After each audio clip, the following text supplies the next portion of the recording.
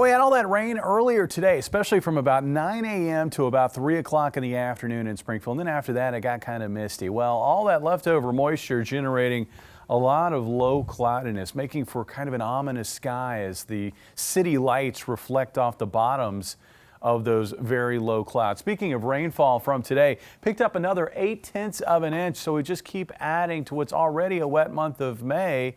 Our total now for the month, over 7.5 inches. The average for the entire month, about 5.5 inches. And we've got one final shot at some wet weather over the weekend. Here's what it looks like right now. Again, earlier this afternoon, late afternoon, into the early evening, we were watching this zone very closely. We had a couple of different storms that did try to organize. They never became severe, and then they fell apart. And you can see what's left. Some showers continue to spill off to the southeast across northeast Arkansas. The different features that we've been watching today, an area of low pressure, a frontal boundary. Well, that area of low pressure continues to push east across southern Missouri. Near and ahead of it, that's where we find showers and pockets of heavier rainfall. On the backside of the low, we've just got a lot of low cloudiness. We do have one more band of light showers here. There's some upper level energy that's going to drop in, and that may crank out a shower or two across areas, especially north and northwest of Springfield through midnight tonight. The big impact of this area of low pressure is it will finally help to usher in some drier air. So we're looking at our muggy meter. Certainly it's very humid here across northeast Arkansas. Looks like that mugginess is going to get pushed out. We're going to find very pleasant air building in for the day on Friday. Looking at our hour-by-hour forecast for tonight and tomorrow, we find again that risk of a shower dropping south down to about I-44 at 1 a.m. After that, it looks like it kind of falls apart.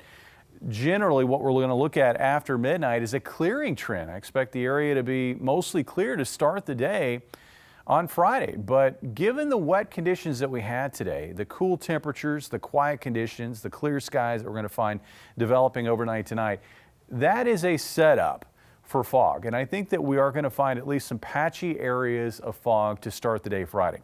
Otherwise, it looks like a very bright first half of the day. Now, as we move into the afternoon on Friday, I think we are going to bubble up fair weather cumulus clouds with skies becoming mostly sunny to partly cloudy across the area.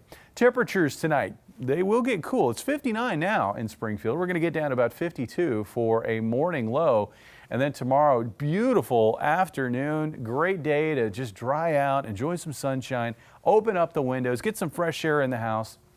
It looks like about 74 for a high in Springfield. Now, over the weekend, I mentioned one final shot at a little wet weather. We've got a system almost like a clipper, if it were the wintertime, that will be diving south from Nebraska through Kansas and into Oklahoma. And I think we're going to be just close enough for a risk of maybe some widely scattered shower and thunderstorm activity overnight Saturday night. The chances for wet weather will be weighted, I think, to the west, closer to that pocket of upper level energy. But the daytime forecast, both Saturday and Sunday, looks good. Mostly sunny skies both Saturday and Sunday. Mornings comfortably cool, afternoons comfortably warm, climbing into the low 80s, I think, Saturday and Sunday. Not terribly humid either over the weekend. Now that changes by Monday. We're going to have some early summer warmth and humidity to start off the week next week. And Mike, here's the bad news. It looks like we may get into a pattern next week that could offer up a chance of stronger thunderstorms on Tuesday. And then later in the week, we may get into a setup where we see a chance not only of some stronger thunderstorms, but also heavy rainfall.